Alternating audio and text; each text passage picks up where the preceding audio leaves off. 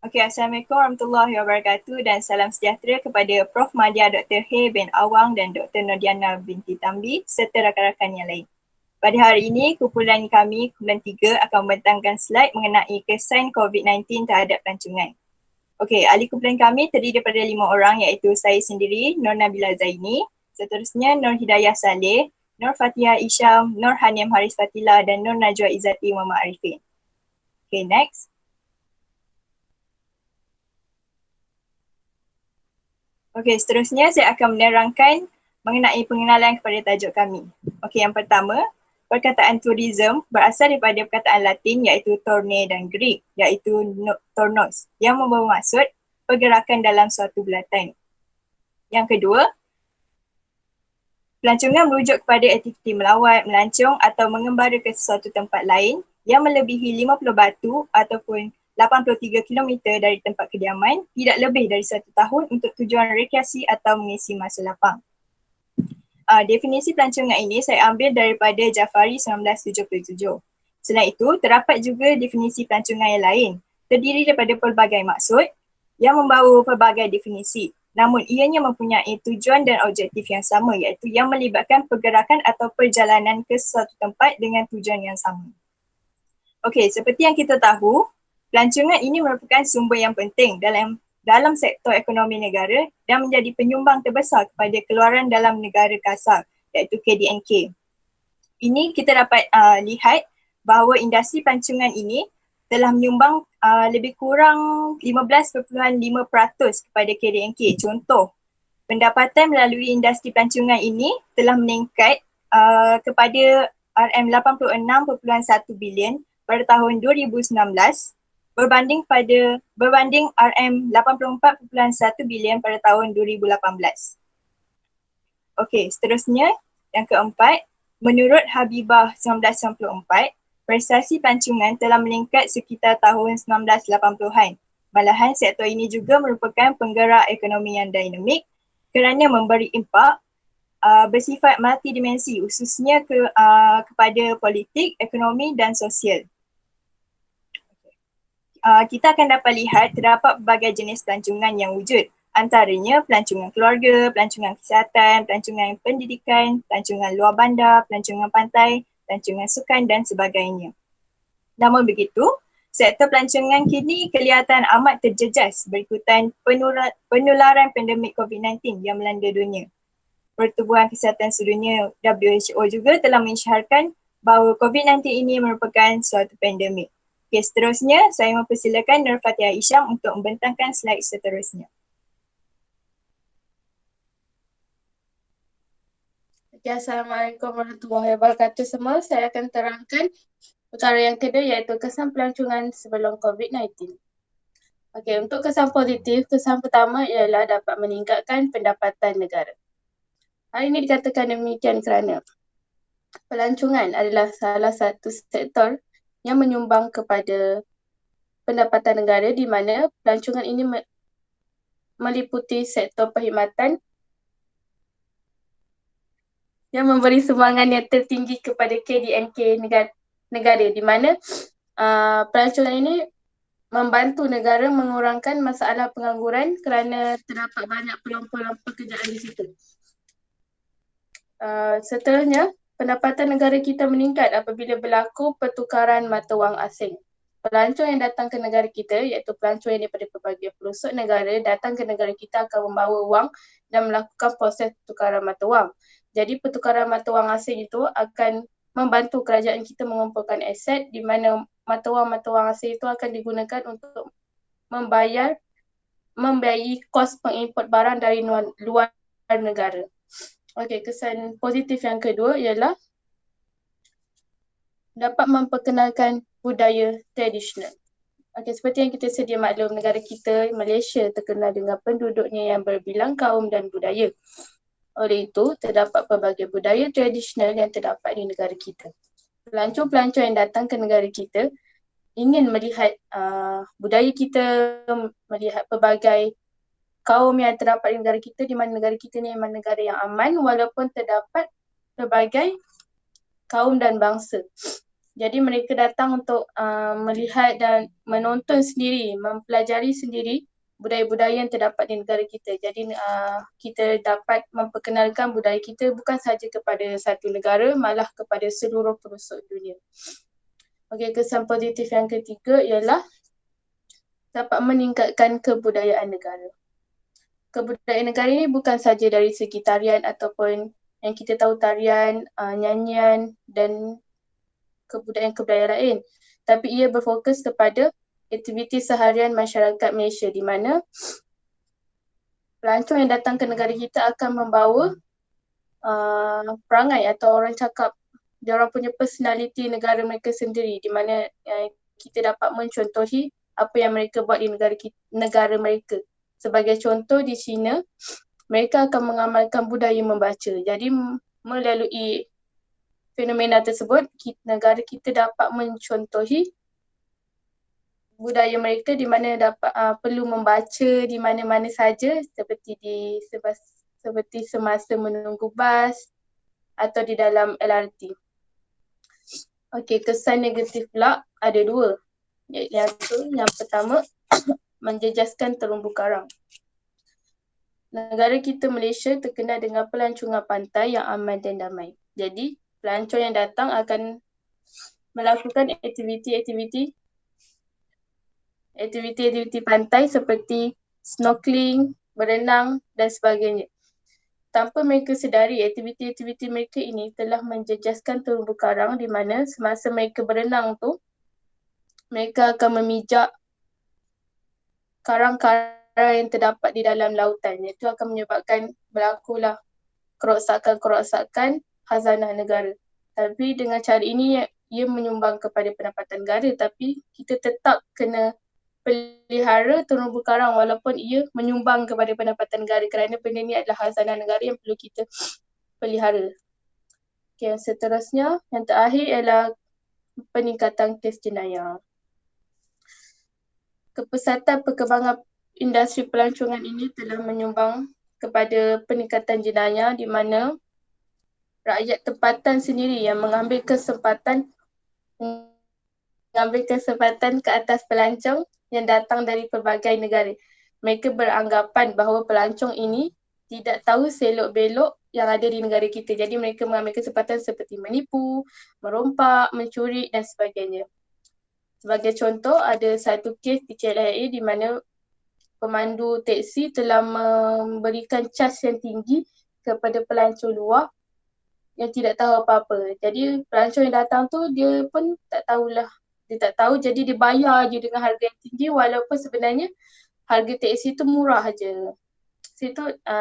Dari situlah berlakunya kes-kes jenayah. Tapi benda ni berlaku mungkin disebabkan oleh kesesakan dan tekanan hidup dalam kalangan masyarakat tempatan yang terpaksa yang memaksa mereka untuk melakukan jenayah.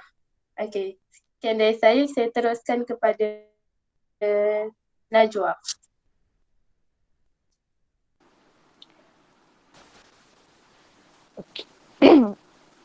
Assalamualaikum dan salam sejahtera kepada semua. Saya ingin membentangkan tentang kesan semasa COVID-19 terhadap pelancongan. Kesan ini terbagi pada 3: ekonomi, perniagaan kecil dan individu. Ekonomi, sejak COVID-19, kesan buruk ke atas ekonomi tercetus di kebanyakan negara. Krisis ini disusuli dengan penutupan sepadan dan sekaligus mempengaruhi industri pelancongan. Oleh itu, COVID ini telah mendorong tercetusnya kesan terhadap aktiviti ekonomi, perniagaan kecil dan individu. Industri penerbangan terjejas akibat daripada COVID. Syarikat penerbangan terpaksa menghadkan dan memberhentikan seketika operasi penerbangan ke luar negara. Hal ini kerana penurunan permintaan. Dengan itu, syarikat penerbangan adalah syarikat yang mengalami kerugian terbesar dan berisiko muflis. Contohnya, kerajaan China telah membantah kemasukan warga asing sejak Mac lalu. Pihak berkuasa China juga mengenakan peraturan yang lebih ketat dan membenarkan syarikat penerbangan menawarkan hanya satu penerbangan ke luar negara seminggu. Hal ini adalah daripada tindak balas COVID-19. Seterusnya, Industri yang berkait rapat dengan pelancongan adalah industri perhotelan. Pada peringkat pertama, perhotelan telah menerima pembatalan tempahan bilik secara mendadak. Dalam tempoh Perintah Kawalan Pergerakan, semua hotel tidak dibenarkan beroperasi sepenuhnya. Akibat daripada COVID ini, ribuan pekerja telah dibuang kerja. Hal ini kerana pihak hotel tidak dapat membayar gaji mereka dan mengalami kerugian yang besar. Contoh, semasa COVID, rakyat diperintahkan untuk duduk di rumah. Dapat dibayangkan kesannya kepada ekonomi negara yang pekerjanya tidak bekerja dan syarikatnya dan tidak dapat beroperasi dengan sepenuhnya. Contohnya di Kuala Lumpur, kerugian 24.91 juta telah mengalami kerugian dalam industri perhotelan sepanjang PKP pada Mac lalu. Seterusnya adalah kesan terhadap perniagaan kecil. Di Malaysia, sektor perniagaan kecil adalah salah satu sektor yang paling terkesan. COVID ini telah merencatkan pendapatan perniagaan kecil khasnya di kawasan luar bandar. Perniagaan kecil hanya bergantung kepada perniagaan mereka sahaja sebagai sumber pendapatan. Dengan aktiviti pelancongan lah, mereka dapat menambah pendapatan dengan penjualan kraft tangan, kerepek dan sebagainya untuk sebagai cenderamata untuk pulang ke rumah dan pulang ke negara asal mereka. Di Afrika, International Institute of Rural Reconstruction telah menebual wanita di Afrika yang duduk di luar bandar. Wanita tersebut memberi maklum balas yang COVID-19 ini sangat buruk di mana mereka sangat tertekan dengan produk pasaran yang terhad serta penjualan yang rendah. Apabila pelancong tidak datang melancong ke negara mereka, sudah tentu perniagaan kecil mereka turut akan terjejas. Seterusnya adalah kesan terhadap individu. Seseorang individu tidak dapat melancong, termasuklah pengembara yang mengembara secara backpackers dan sebagainya. Pada ketika Perintah Kawalan Pergerakan, sesiapa sahaja tidak dibenarkan untuk bercuti ke mana-mana dalam negara maupun luar negara. Kebanyakan negara mengunci pintu masuk negara mereka daripada dikunjungi oleh pelancong. Aktiviti ekonomi dan sosial juga dilarang sepenuhnya. Hal ini kerana PKP sejak Mac lalu dan telah diikuti dengan PKPB, iaitu Perintah Kawalan Pergerakan Bersyarat. Sepanjang PKPP, iaitu Perintah Kawalan Pergerakan Pemulihan, rakyat telah dibenarkan untuk melancong tetapi dengan menjaga penjarakan sosial dan pakai pemakaian pelitup muka. Dengan itu, individu dibenarkan untuk melancong bersama keluarga dengan tujuan untuk beriadah serta berrekreasi setelah berada lama di rumah. Sekian daripada saya. Saya ingin memberi kepada Hidayah untuk membentangkan slide yang seterusnya.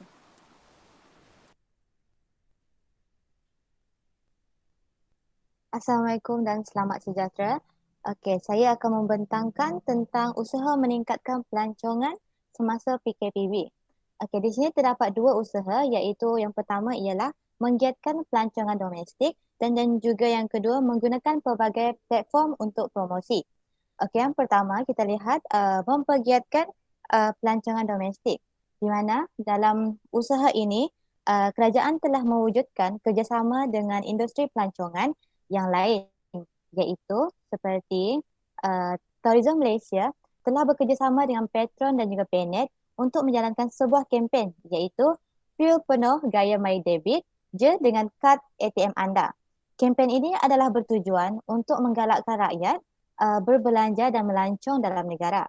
Bukan itu sahaja, berdasarkan data statistik, bahan api merupakan komponen kedua yang terbesar yang dihasilkan oleh rakyat Malaysia.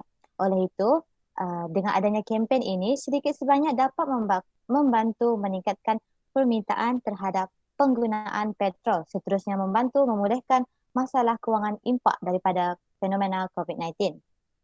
Okey, seterusnya ialah melalui promosi tiket penerbangan.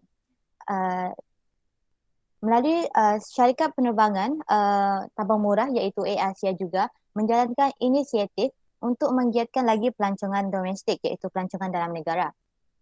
AirAsia telah melancarkan promosi tiket penerbangan dengan harga yang rendah dalam semua penerbangan domestik yang dilakukan. Tempahan boleh dilakukan melalui laman web dan juga aplikasi AirAsia.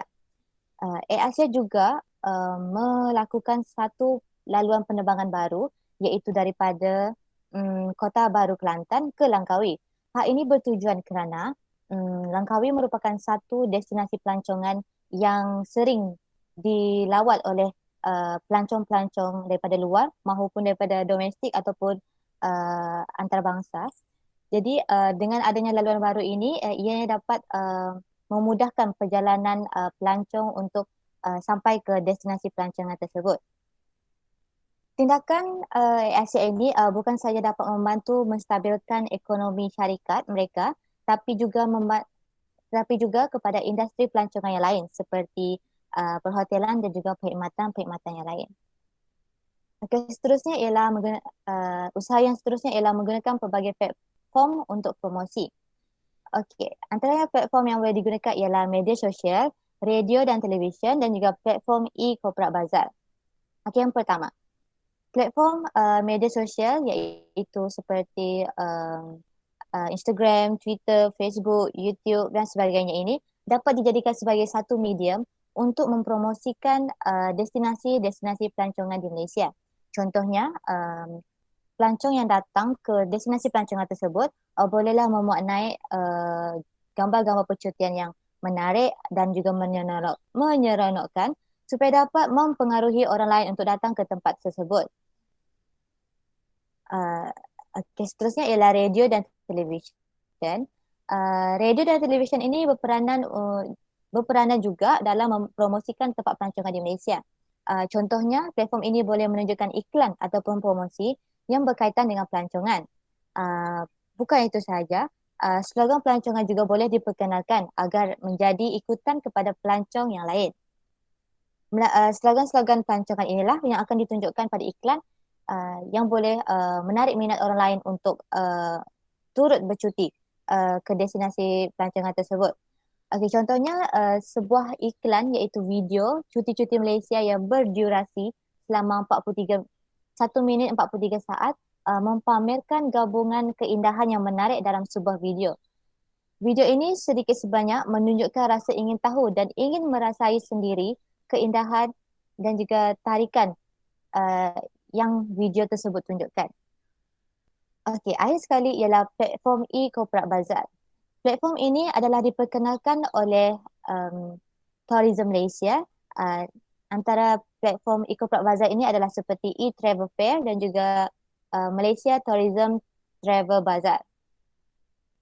Platform ini adalah bertujuan untuk memperbanyakkan pakej-pakej tawaran yang menarik kepada para pengguna. Industri pelancongan disarankan untuk memperkenalkan promosi dan mengumpul pakej-pakej menarik dan diusulkan kepada Tourism Malaysia agar dapat ditunjukkan melalui platform ini. Hal ini dikatakan demikian kerana Tourism Malaysia merupakan satu medium utama dalam hal-hal yang berkaitan dengan pelancongan domestik di Malaysia. Okey, itu sahaja daripada saya. Seterusnya saya mempersilakan Nur Hanim untuk membentangkan slide dia. Assalamualaikum warahmatullahi wabarakatuh kepada semua.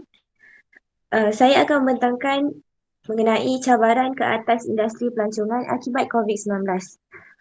Di dalam satu catatan, kerugian pendapatan telah dicatatkan sehingga 460 bilion dalam tempoh 6 bulan pertama tahun lalu iaitu pada tahun 2020. Setiausaha Jeneral UNWTO, Zura Pololikashvili telah berkata bahawa pelancongan adalah salah satu sektor yang paling terjejas oleh krisis yang belum pernah terjadi sebelumnya. Next. Dalam 6 bulan pertama ini, kerugian yang telah dicatatkan ialah 460 bilion. Manakala mengikut catatan daripada Pertubuhan Bangsa-Bangsa Bersatu PBB, rekod ini merupakan rekod terburuk dalam tempoh 11 tahun di mana pada tahun 2019 berlakunya satu krisis iaitu krisis ekonomi global yang menyebabkan kerugian yang banyak, tetapi kerugian yang telah dicatatkan ketika melandanya COVID-19 ini merupakan kerugian yang paling terburuk dalam tempoh 11 tahun ini. Next. Berikut merupakan graf yang setelah saya ambil daripada World Tourism Organization UNWTO. Data ini diperolehi pada November 2020 yang telah disiarkan pada tarikh 17/12/2020. Kita dapat lihat di situ bahawa Asia Tenggara merupakan wilayah pertama yang terkesan dengan penularan virus COVID-19 ini. Seperti yang kita tahu, virus ini mula tersebar di China, kemudian merebak ke seluruh Asia dan akhirnya ke seluruh dunia. Dan rekod di Asia telah menunjukkan 82% dalam 10 bulan pertama pada tahun 2020. Di bahagian Timur Tengah pula telah mencatatkan sebanyak 73% penurunan 73% menurun, sementara di Afrika menyaksikan penurunan sebanyak 69% dan akhir sekali di Eropah dan Amerika telah menurun sebanyak 69% dan 68%. Next.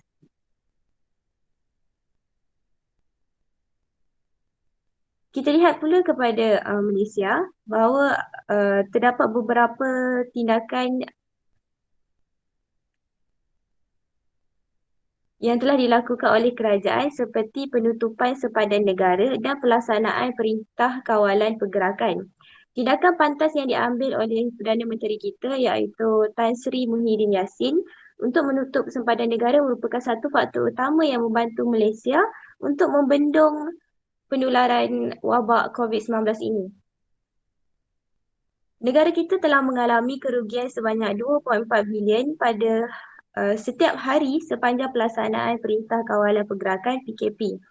Timbalan Presiden MyBHA dan Dr. Sri Ganesh Mikael berkata, pihaknya berharap ia dilanjutkan sehingga Jun tahun depan secara automatik kepada industri perhotelan dan pelancongan yang kini terjejas teruk berikutan penularan wabak itu. Manakala mengikut Pengarah Tourism Malaysia, wilayah timur iaitu Hafiz Hazin telah berkata, sejak pelaksanaan Perintah Kawalan Pergerakan PKP Mac lalu, majoriti pemain industri pelancongan terkesan akibat penularan virus berkenaan. Hal ini telah jelas membuktikan bahawa sektor pelancongan di Malaysia amatlah terkesan dengan berlakunya pandemik COVID-19 ini. Next. Poin yang pertama yang telah dilakukan oleh negara kita iaitu penutupan sempadan negara dan pelaksanaan Perintah Kawalan Pergerakan. Hal ini telah menyebabkan pelancong dari luar negara dilarang untuk memasuki negara sama sekali dan PKP telah dikuatkuasakan pada 18 Mac tahun 2020. Hal ini telah menyebabkan rakyat Malaysia tidak dibenarkan untuk melakukan sebarang pergerakan keluar dari rumah sekiranya tidak mempunyai sebarang alasan yang kukuh. Hal ini bertujuan untuk membendung penularan wabak COVID-19 daripada terus menular di dalam negara. Yang kedua ialah penjagaan infrastruktur dan pematuhan prosedur operasi standard SOP. Ini merupakan salah satu cabaran yang dihadapi oleh industri pelancongan negara dalam pasca COVID-19 ini kerana ia memerlukan penjagaan atau maintenance terhadap infrastruktur pelancongan yang sedia ada. Bukan sahaja dari segi yang sebelum datangnya COVID-19, tetapi terdapat beberapa prosedur yang perlu ditambah seperti melakukan pematuhan jarak iaitu perlu menyusun semula infrastruktur yang terdapat di satu tempat seperti di kedai makan dan kemudian menyediakan hand sanitizer kepada para pengunjung yang hadir, manakala segala perabot dan peralatan yang digunakan di sesebuah kawasan pelancongan itu perlu disanitize secara berkala bagi memastikan virus COVID-19 itu tidak merebak kepada pengguna. Hal ini telah menyebabkan kos kepada pihak pemaju bertambah kerana perlu mengekalkan SOP yang telah ditetapkan oleh kerajaan.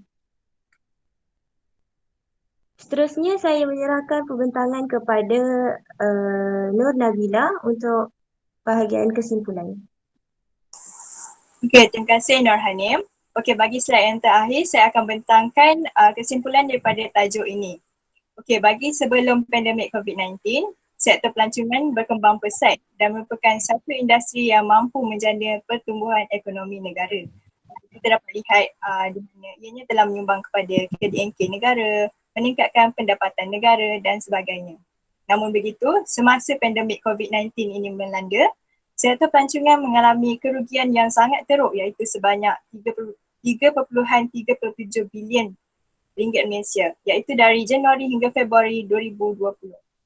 Seterusnya, prestasi dan perkembangan industri pelancongan juga jatuh merosot semasa pandemik COVID-19 ini. Contoh, para pelancong telah membuat pembatalan produk pelancongan seperti tempahan hotel, pakej pelancongan dan sebagainya. Dan yang terakhir, semasa pandemik COVID-19 ini, ianya telah menjejaskan pelbagai sektor penting yang menjadi sumber pertumbuhan ekonomi negara. Contohnya, sektor pelancongan, penerbangan, perindustrian dan sebagainya. Next. Okey, itu sahaja daripada kumpulan kami. Sekian, terima kasih.